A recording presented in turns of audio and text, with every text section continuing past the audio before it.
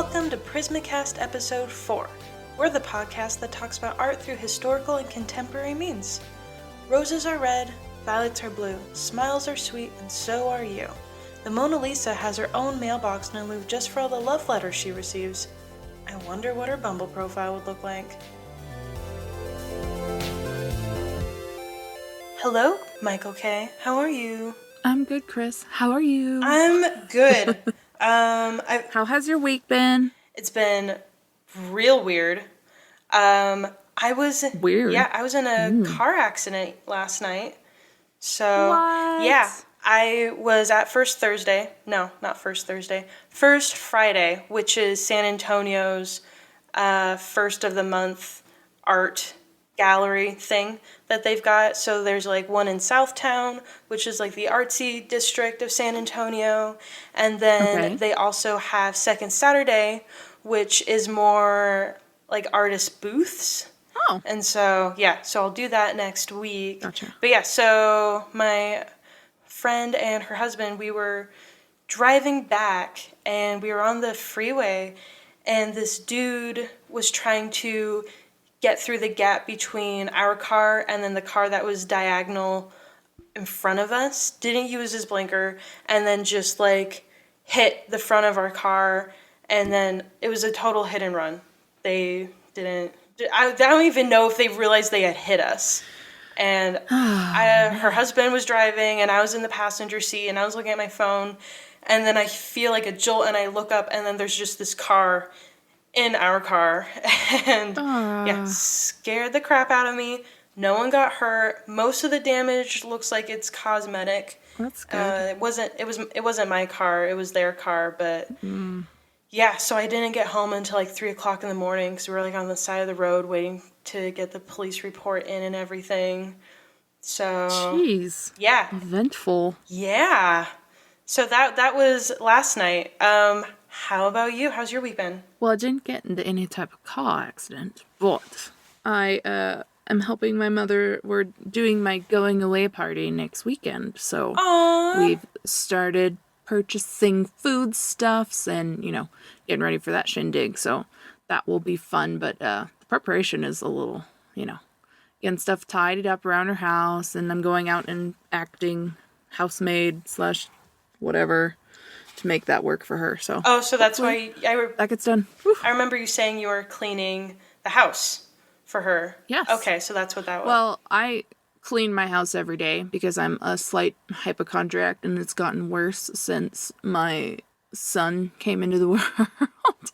So now I'm like, ooh, dog germs, gotta clean everything. So I don't really remember if it was during one of those instances when I talked to you, or if it was during one of my parents' instances. But yes, I have been out at their house and been cleaning stuff up. Not that there's much to do. She just had a giant party with like all of her extended family. All of her cousins came over. It was really fun. So it's minor. Like, let me do the dishes. So. Well, I think that's very nice of you to do that. Yeah, she watches my child, and then I get to listen to podcasts while I empty the dishwasher. So it works out great. That's your vacation. Hey, it is. It feels solid. When do you officially leave? When do you go to the We don't Japan? know. It will be probably towards the middle of November. My kid's appointment for his next round of shots is on the 11th of November. So hopefully it's after that, because I kind of want him up with measles, and the earliest he can take those are 6 months. So Gotcha. I'm like, please be after that. Of course I can reschedule, but it's just... So we don't get official orders until like a month out with the exact day. So but they gave us 6 months, and that was really generous because when my mom went to Iraq, they gave her 2 weeks notice. So. Oh, wow. Yeah, I know that the recent, was it a recent deployment, like a few months back, where basically a lot of people were just overnighted within the week. Ooh. But I don't know if I'm remembering that right. I know it wasn't my husband. I got 2 days notice on that, which it was really funny. We didn't know if he would be back in time for the birth of our child. So he came back 4 days before I had Ace. So, Oof. it's lucky. Yeah, that Lucky. that is lucky. Oh man. Yes. Well, I am super excited. I feel like Thanks. normally I would be sad about like a going away party, but I'm already gone. So I'm just excited because I'm planning to go to Japan next year, and then you'll be in Japan, and then I can see you while I'm in Japan. And you're going to stay at my place, right? Well, actually, it's a plane ride to Tokyo, so I don't know if you'd want to stay for more than a day, but the island is beautiful and fun, and I will probably have the guess of it by then, so. I would still at least go over there for a few days. Good. That's for sure. Good. Yay! Okay. And then I can leave the child with the husband, and then we can go to Tokyo together. Yes. Okay. This is gonna be fantastic. We're gonna be two drunk Americans in Tokyo. Two drunk Americans, Tokyo! That's offensive, I think. Is it? Why? I don't was know. trying not to blow out my speaker, but I wanted to get high pitch, so if it came out sounding like I was trying to emulate a Japanese person, I deeply apologize, because that was not my intention. I was like, Send please that to Yo, is this racist? don't kill my mic. Oh, I know, right? They would be all over me for that. They're probably one of my favorites. Their camaraderie is just so cute. I recently started listening to them since you recommended them, and I like them very much. And how she talks, I am realizing that's where you steal your voice from. My voice? You have similar mannerisms when you talk okay. to her. I was like, I've listened to like 4 of their episodes, so I feel like, I don't know. I feel like either you are naturally our this way, voice and sisters. she's naturally that way, and we are vocal sisters, yes. Yeah. I think like that that's better. lovely. Yeah, okay. Because we're artists, and we always have to be original, remember? We're taking this... I struggle with that. I struggle with that. You struggle with that? That's okay. Ideas are fluid. Have you ever read Big Magic? Did we talk about that ever? That'll be another episode. Okay. It doesn't sound familiar. Yeah. So today we are talking about something that you did. Yes, I've done a few things. So last weekend I went to the McNay Art Museum, which is a local museum to San Antonio. If anyone is passing through. I don't know that San Antonio gets enough credit for its art scene because it is beautiful. This beautiful culture. The museums here are fantastic. I'm sorry, my cat is having her witching hour right now. Meow. If you can hear that, just like knocking shit over and going like meow and speeding off. Great, this is great recording. So there's several art museums in San Antonio. There's the SAMA, the San Antonio Museum of Art, and that's like probably the big one. It's like 4 stories, and it's got everything from Olmec and ancient Greece up to modern day artists. And then you've got the Briscoe, which is Western art, which I haven't gone to visit yet because it's on the Riverwalk, and that stresses me out. So Getting maybe there or being there? Both. Okay. Both. Solid. So Fair. I guess being there, depends on the time of the year. But getting there, it's like 30 minutes away from me. I live on the outskirts of San Antonio. Well, it's still technically San Antonio, but I'm in an area like called the suburbs of it, kind of? No? Yeah. Okay. Yeah, so I'm like up north, as far to the edge of San Antonio while still being San Antonio. And having the same postal code. Yeah, having the same postal code. And then the Riverwalk and the Briscoe are downtown with so many loops and interstates you have to cross, and then you have to deal with parking, which is like $15, and I don't want to do that. Oh my gosh. And then okay. Yeah. Gotcha. It's a lot. Oof. Yeah. It sounds like a lot. But the one you went to, what was the one you went to? Okay, so the McNay it's not downtown-ish, but it's in a older area called Alamo Heights, which is what I kind of compared to Hyde Park in Boise. So it's got older houses, it's old money, it's beautiful with big trees and stuff. It's just like cutesy, renovation-y type home structures and... Yeah. Adorable red brick buildings and churches that no one wants to tear down because they're adorable and... Exactly. Etc. Exactly. Okay. Yeah, I've been to a fundraiser in one of the mansions there, and it looked like the inside was designed by Fraser Crane. I was like, I love this. It's beautiful. That's so pretty. Yeah, so a little history about the McNay is that it was actually a lady who owned this mansion. And it was, I gotta pull up her name. I should have pulled this up beforehand, but I'm not smart. Well, Yeah, so it's named after Marion McNay. Oh, okay. Marion So it took Kugler McNay. heiress's last name. Okay. Yes. So she was, I think, mostly in the 20s through 50s. I think she died maybe in the late 50s, early 60s, if I remember right. Oh, okay. But she loved art. She collected a lot of it. Her family collected a lot of it. And they lived in this beautiful Spanish colonial revival mansion. So it's got like the white stucco exterior and like the iron wrought windows, and then it's also got like the courtyard that's got like the Mediterranean feel with the fish pond and the tropical plants everywhere. And like every time I go through, I pretend that I'm Marjorie Tyrell and I'm plotting a political crime. And it's just, it is a part of why it's my favorite is one, I love the art obviously, but the other part, it's just, it is a enjoyable museum to be in. It doesn't feel like, okay, we made a square that's as plain as possible to make we painted everything white. Yes, it's perfect. Yeah, okay. Which is that's still a good way to. Which is its own thing, yeah. But it is nice to have a really scenic, beautiful piece of architecture that you just appreciate for what it is. So yeah, I getcha. Yeah. So it's like also the environment of like going through and it's just enjoyable because it feels like you're just in someone's home admiring their art. And I love that. Yeah, and she created an art school. Oh wow. Yeah. So this lady was busy with her money. I love that. Yeah. Oh, and then when she doing stuff. Yeah, and she was just so fantastic. And when she died, she donated all of that to the city of San Antonio, and that's when they opened it up to the public. So it's just beautiful. She's a beautiful human being. I love her. Yeah. So she was just like not this heiress that was just like gonna do whatever for her sake, but she cared about the arts, and I just think that that's great. So if you live in San Antonio, if you're visiting San Antonio, go to the McNay Art Museum. It is worth your fucking time. It is fantastic. Drop by.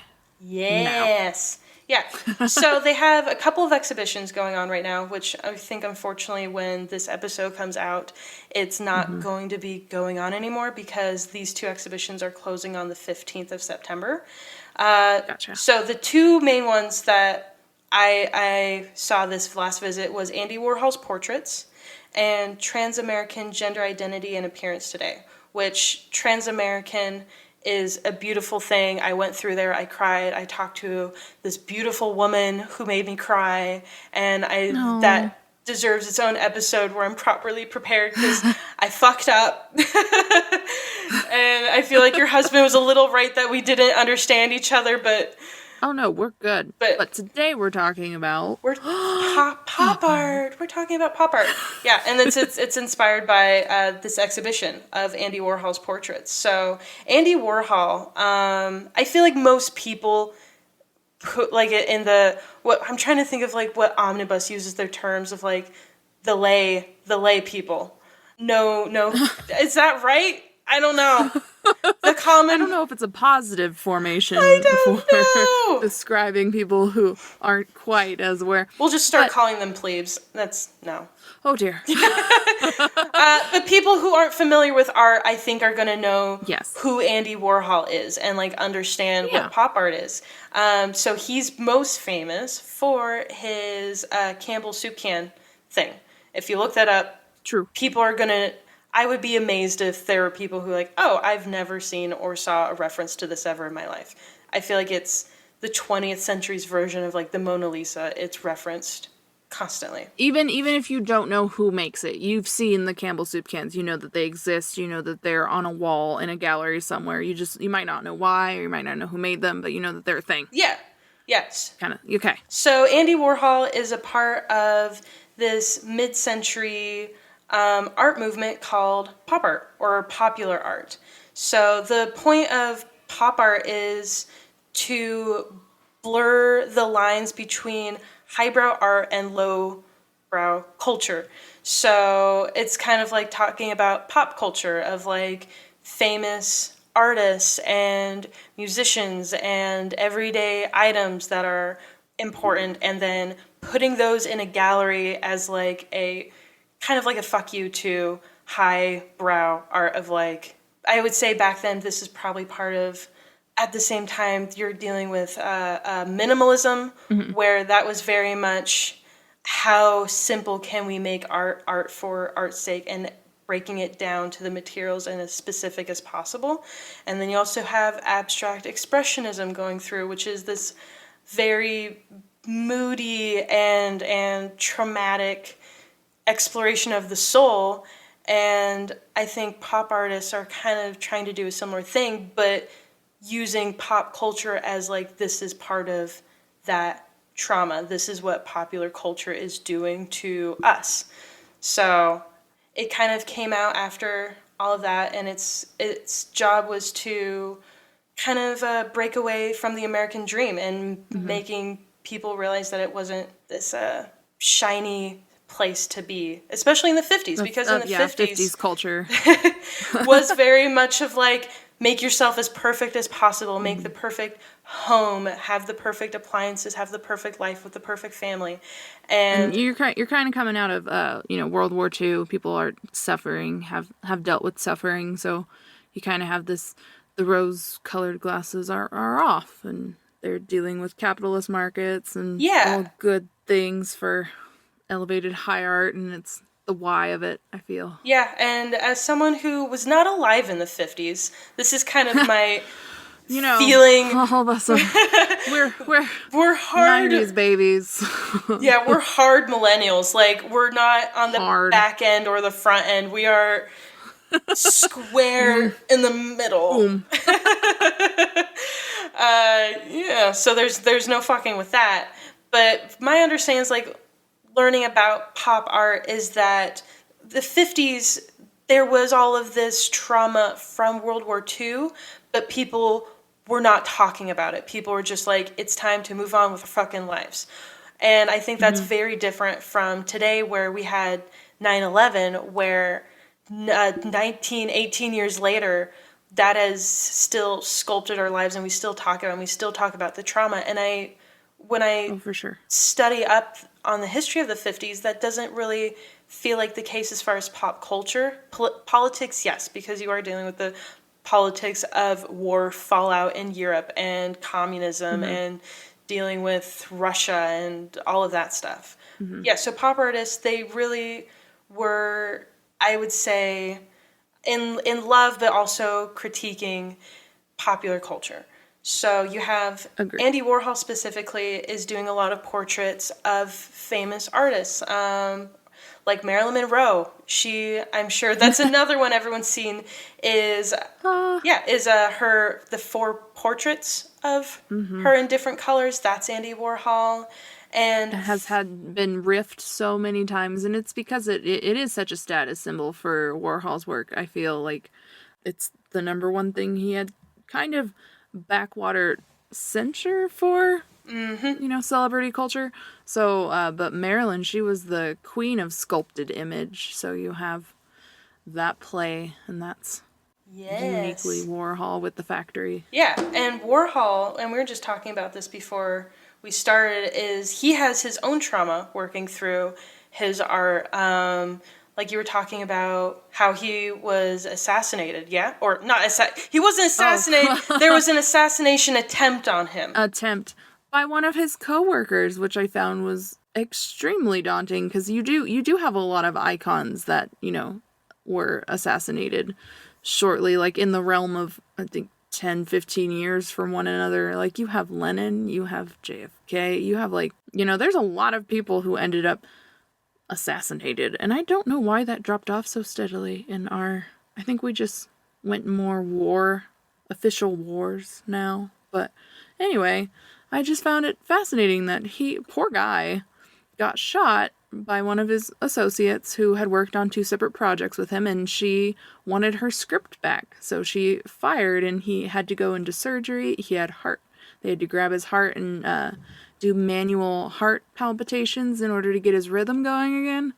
That's ridiculous. That's an awful lot of trauma that you have to go through, and then he continued to make work after that. I mean, his appearances, I feel, changed dramatically from then on, because, you increase security, your work as kind of the studio factory setting, which is another thing that he did that was uniquely his own, is the factory in general. Yeah, definitely. And after that, because he was very much had this posse around him, and I think as a couple of events happen, he kind of starts to close himself off for the sake of his own safety, and that impacts his work too. So yeah, there was that situation. Then also the shop Maryland's. So there's a mark on the screen prints, which a lot of people thought was like intentional, but it's actually a gunshot. So Billy Name, who is part of the factory, she's a photographer, saw the painting stacked up against the studio wall and asked Andy if she could shoot them, and he thought, shoot them with photograph, but she pulled out a gun and shot the prints. I didn't know this trivia. And so after that happened, so he named them the Shop Marylands, and then he no longer allowed studio visits for obvious reasons. And yeah. I mean, you don't get much more than, And I was reading up on this, and it says after she'd shot the Marylands and left, Andy Warhol purportedly asked Billy Name to please ask Dorothy not to do that again, and however henceforth barred from the factory from life. That's a resounding no thank you. Please do not shoot my paintings. And then also I think we need to talk about the specificity of narrative. Oh my goodness. Oof. When you say shoot, what do you mean? That's a two-pronged word there. So I feel like we could go into him for fucking ever. So forever, which we might. We'll probably come back to him.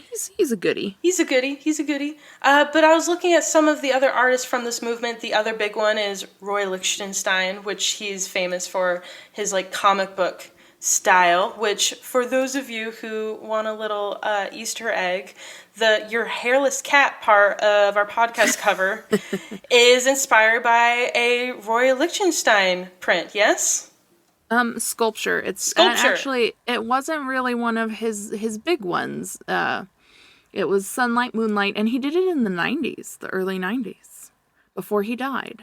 Wow, okay. I did not realize it was that recent. Yeah, so, we're talking, almost 30 years here, Kris. Listen, in a time where a dude was starting doing shit in the fucking 60s, I feel like something made in the 90s. Yes, he did, 90s, it's solid. But yes, it is one of my favorites because, when 2D artists start going and advancing into 3D art, I think that's fascinating because I personally can't do it. I don't like sculpture. I don't like making sculpture, I should say. I think sculpture's beautiful. I love sculpture gardens. I'll go hang out in them all day. I'll draw from them. But oh my goodness, I cannot create in a 3-dimensional format. So artists who do that, I think, are absolutely fascinating, and I just want to see more. So he was one that did it later in life, and I was like, he is not bad. He is so good at this. And it's a different way of thinking. It's a different way of seeing. So I think that's kind of what turned me on to that one. Sunlight, Moonlight. And it's a two-sided sculpture. So one side is sunlight and one side is moonlight. Okay. Yeah, because, like, I remember seeing the reference and I straight up thought it was a print, so that's really cool. Okay. I know. You learn a thing. You learn a thing every You day. learn a thing. Yeah, so... And we're about the learning. Yarp. Yeah, so Lichtenstein, yeah, he's most known, yeah, for his comic book style. He was constantly accused of stealing his ideas straight out of comic book pages, and I think that's something we can reference as, like, appropriation, which appropriation needs its own fucking episode. There is so much to unload, but yeah, he participated in some light appropriation. Light. And I think this is, like, a common theme among pop art, is even pop artists or people who are still referencing pop art today, there's still that sense of appropriation from other media. Like, for Lichtenstein, it's comic books. For Warhol, he's appropriating, like, everyday objects, like the soup cans and that sort of thing. So there's this... It's definitely appropriation, but it's its own thing. Yeah. So for him, it was mostly women who are they always seemed a little moody to me, just sad women. They are extremely emotional tangents of femininity. Oh no. Yeah. I must call him back. Yeah. So I feel like that also says something to me about the 50s, because there was so much pressure on the housewife, and I think that's something that is put under the rug at that time, and that's kind of how I read his work. But no, you're 100% right. I pulled up a piece, "Drowning Girl" from 1963, and in it the caption states, "I don't care. I'd rather sink than call Brad for help." Yep. Yeah, that is. Yep. That's it. That's the one. I just remember that episode of Friends where Monica's freaking out about getting married because she's like, I'm never going to have a first kiss again. I'm never going to have a first sexual experience with someone. And she's like, I gotta go talk to Chandler. And Phoebe's like, no, you do not talk to your husband about your feelings. And Monica's like, where'd you learn this from? And she's like, from my mom. My mom said, you always keep your feelings to yourself. And you're like, your mom who got divorced 3 times and then killed herself when you were 18? Oh my God, go talk to Chandler. Go talk to Chandler. Save your marriage. I haven't seen this episode. Oh, that's great. I've seen every episode 1,000 times. Yeah. You and my husband. Yeah, so I just friends. Feel like it's the sadness of women repressing their emotions. I don't know. I like them, but yeah, it's just sad. But then there's another guy who I feel so stupid. I had no idea who was considered a pop artist. Keith Haring. Oh. Yeah. So Keith Haring, he I like to refer to as 80s doodles style.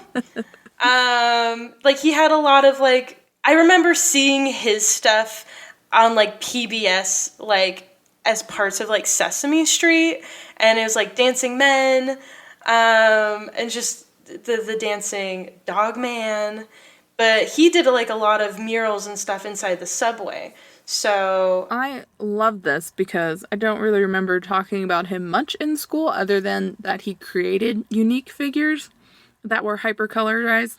But I will say that when I went to Las Vegas, you know that pawn shop that's like All-Star Pawn or whatever, the reality TV show? Oh my they God. Have a shit ton of his work. Like, so many Keith Haring pieces, and I think that's awesome, actually, now that I know, I can correlate the two, put them back together. Yeah. Split memories, but yeah. That is, yeah, you're right. They also had a lot of dolly works, which we'll talk about later. Ooh, okay. They had so much artwork. They had an art corner, and I was like, oh my God, I can live here. They had a Picasso. I was like, I could just, So, anyway, it was fun. It was fun. But yeah, lots of Keith Haring going on around. Yeah, I had no idea. The resale shops. I had no idea. And I know Keith Haring, he's got a sad life.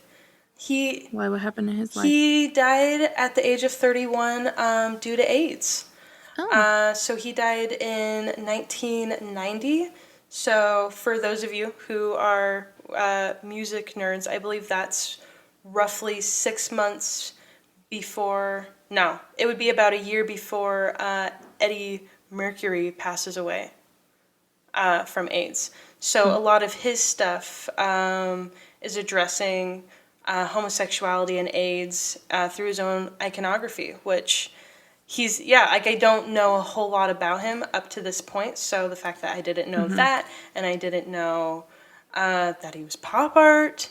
So he's another one we got to add to the list of like needs his own show, because his work is, but is still very intrinsically pop art affiliated. Yeah. I like it. Yeah. So I feel like out of the ones who are doing a lot of appropriation, his is probably the least appropriated, would be kind of how I feel about it. But for the record... True. Like more uniquely his own figures, his own dynamic structures of composition, instead of like the, and I think we used this word in our last episode a lot, but the mimicry of other people's work and borrowing ideas and, if not total compositions, to prove your point. Yeah. And learning about him when he was in school, he studied semiotics pretty heavily, which I love semiotics. Like, fucking Oprah. I love semiotics. Which is, by the way, semiotics is the study of understanding signs and how that's communicated through language. So basically, whatever you think of the first thing as a reference to something, that is your semiotic. And so using that as like, what is the first thing people think of to easily convey this? So it's used a lot for anthropological purposes. It's used a lot as far as references to road signs. They're using semiotics to figure out how to properly label nuclear waste so that future people don't die. Though I hear we're all going to melt in 10 years, so maybe that's not so much an issue anymore. But yeah, so the fact that he was using semiotics, I feel like makes a whole lot of sense, because he has some paintings, like his murals, where it's like the dancing men and like every other one has like an X on it. And you're like, oh, that's death. That's that's death. That's death. A man with an X over him, no longer with us. So yeah, like if you're thinking like, oh yes, what is the first thing you think of? Cold. I think of ice. Okay, ice. That's a semiotic for cold stuff. I like it. Just a good explanation. Oh good. Yeah, I nerd out over semiotics. That was solid. Fucking hard. So the pop artists, since like Warhol, they all had their pauses. So I've talked about him a couple of times, but there's Rauschenberg. Rauschenberg, yes, for the record, is not a pop artist, but he was alive during that time, and he was doing kind of his own thing. He's mostly known for like his lithographs and his big paintings. Gigantic. Yes. So the reason why I want to, and his goat man, I think that's goat, right? He did the goat thing. Did he do the goat thing? I think he did the goat thing. The goat thing.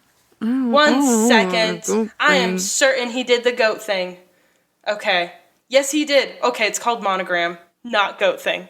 For the yeah, but so last night before I was in a car wreck, I was at a restaurant called the Liberty Bar, and it's part of Southtown, so it's a restaurant / bar / brunch place that does really good food and drinks, has a really good happy hour. Just dropping that in, and they just randomly placed us. And normally, so there's 2 sides of the bar upstairs. So you have this one area that has like the coffee bar, and it has like a little balcony situation over there, and then the other side, there's seating next to the bar. Does this track? Yes, I am placing it within my mental frame and following along. Great.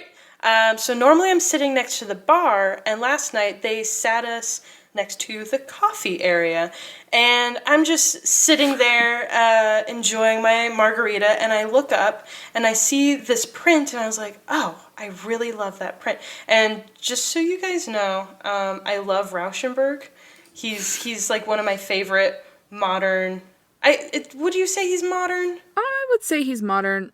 I don't know if I would put him squarely in pop art quite like the others, but I do, yeah. He's more, like, postmodern, contemporary. Like, I feel like... Let's see, what do they have him categorized? Abstract Expressionism and Neo-Dada.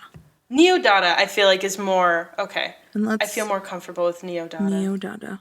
Neo-Dada was a movement with audiovisual and literary manifestations that had similarities in method or intent with earlier Dada artwork. Yeah, so Dada, yeah.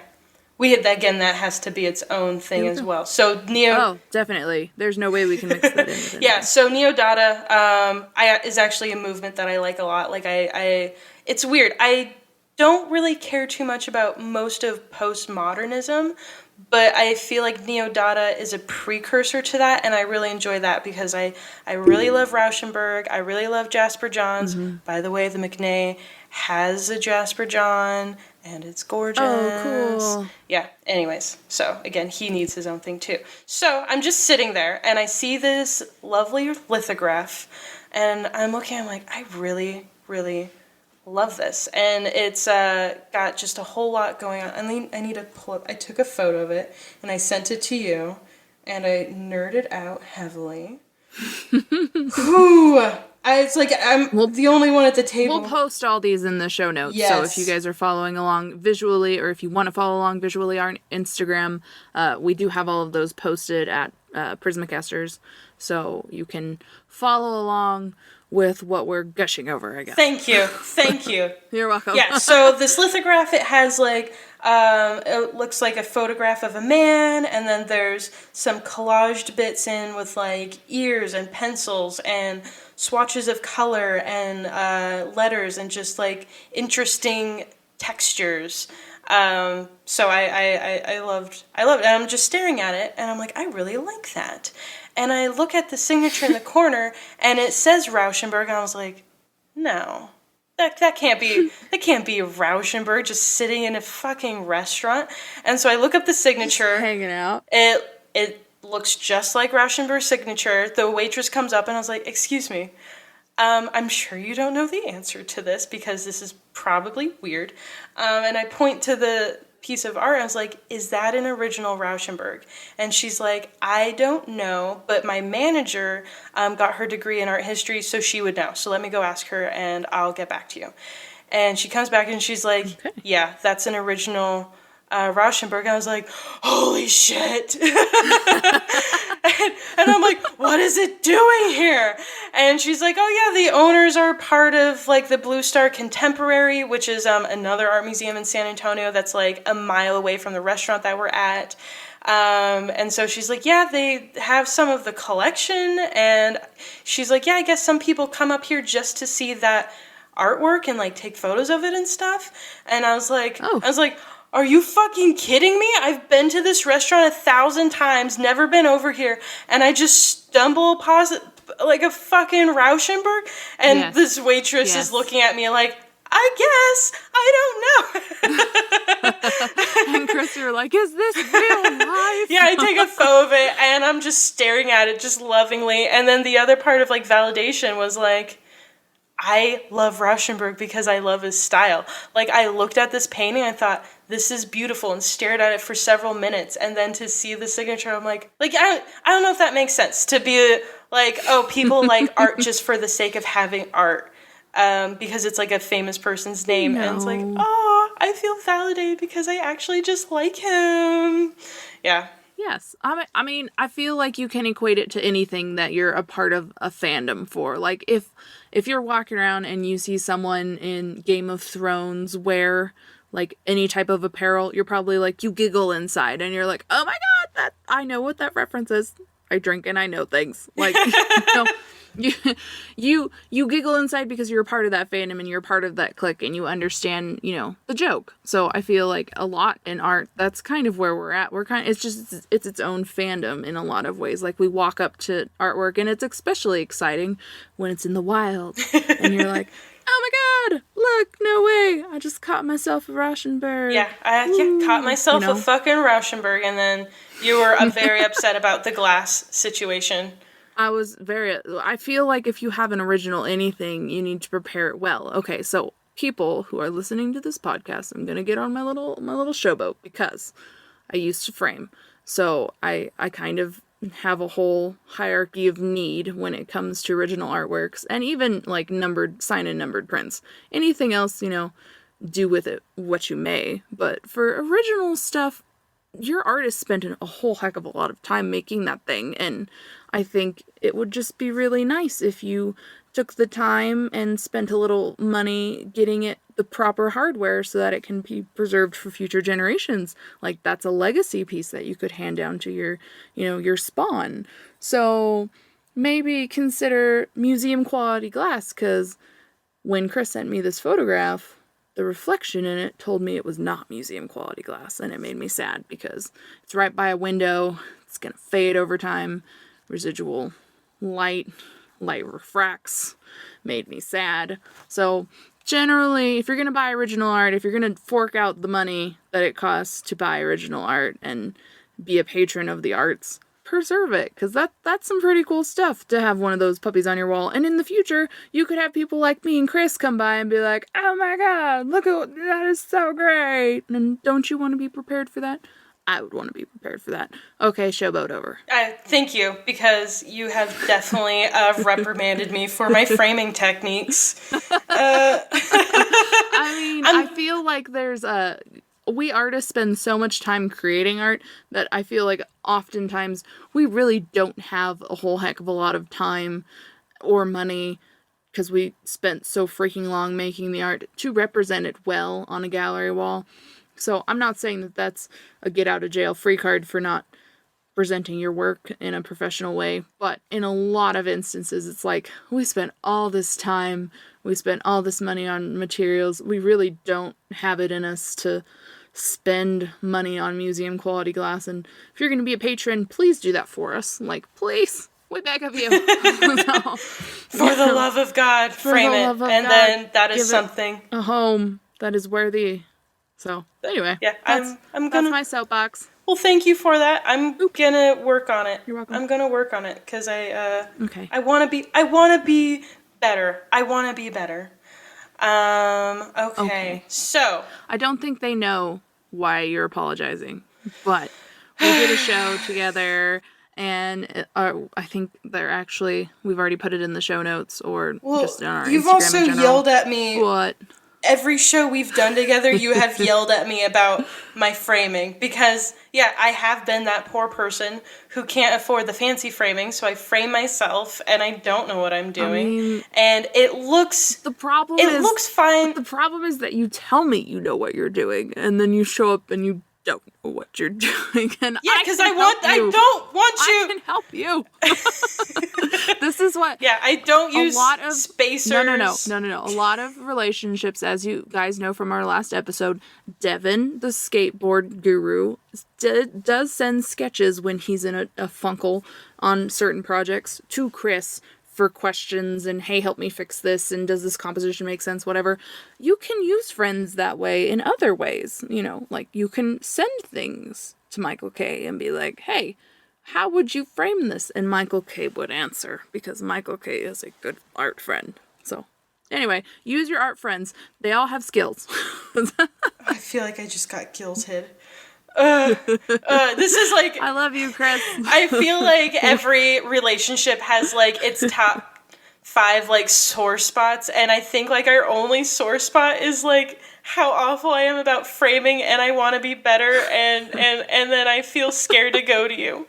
Because I don't know why. Well, your work is great, and I just get sad, because I'm like, your work is so great, why bring it down with a crummy frame job? That's it. That's all. I do think that your presentation is so paramount and can be so creative. Like, there are so many different ways that I think people, even when we did our BFA exhibition, people got real creative with how they showed their work, depending on, I think, a lot. How much money did you have left at the end of the semester? I was in the red.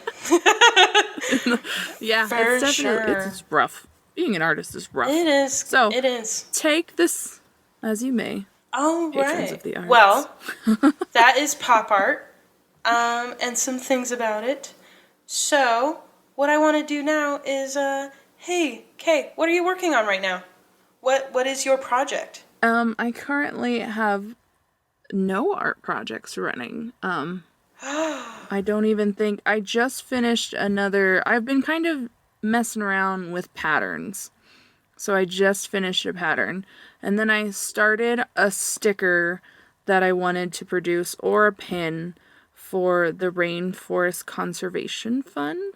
Oh, So we'll see if I can get those out and going, but I'm kind of torn up about the Amazon being on fire and it being primarily, human-based fire, not it being a geo problem or a climate problem, but it being, human manufactured. So I kind of wanted to address that in a piece and donate all the proceeds. But I will see if I can get that up and going with my move. That's the only downside, is if I do this product, it's the struggle. I kind of have to ship it immediately.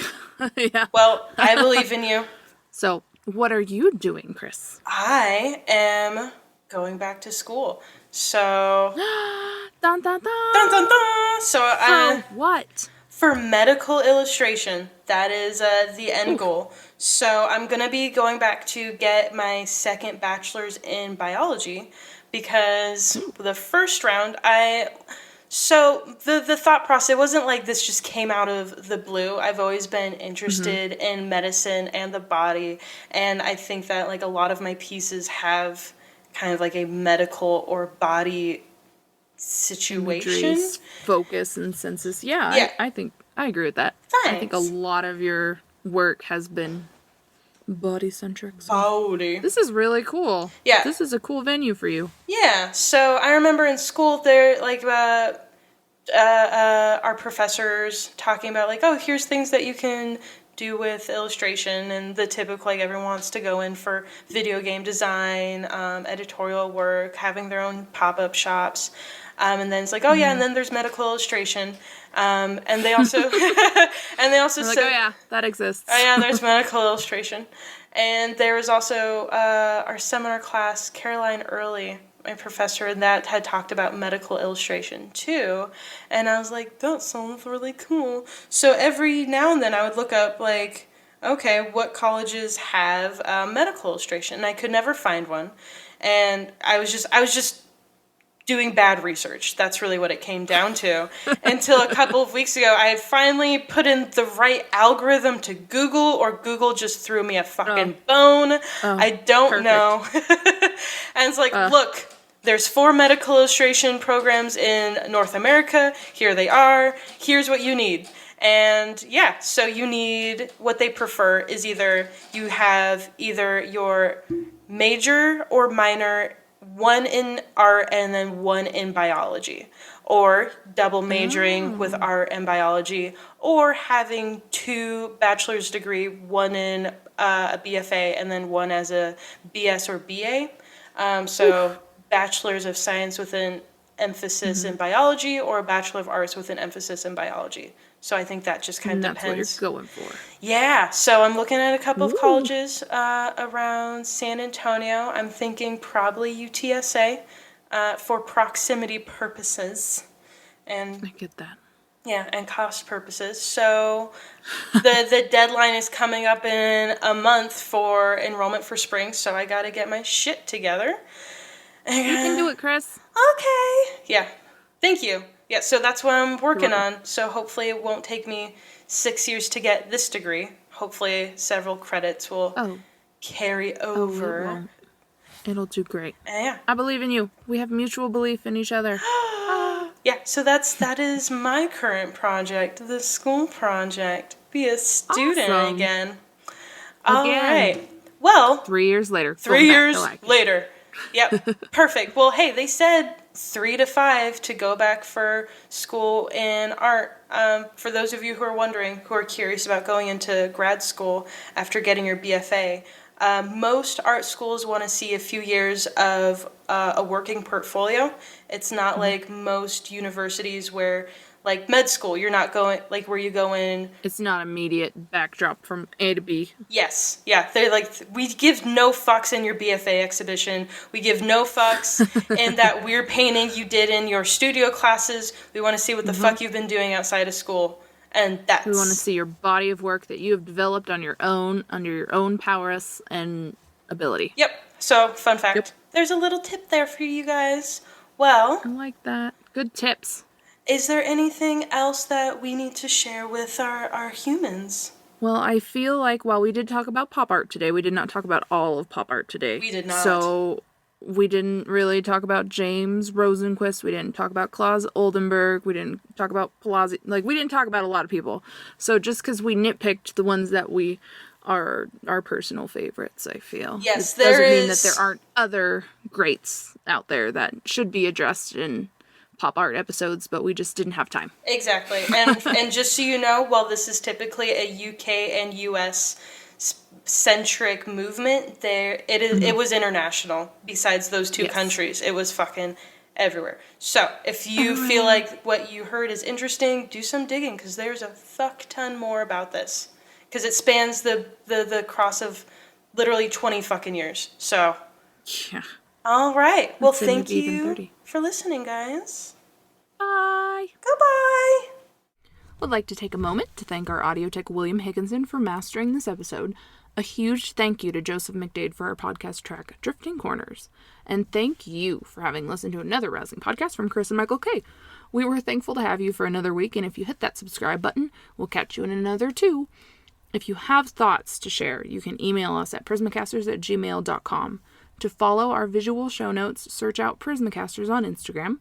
And to get general updates, view content, and otherwise just get our cosmic lowdown, visit our website at www.prismacast.com.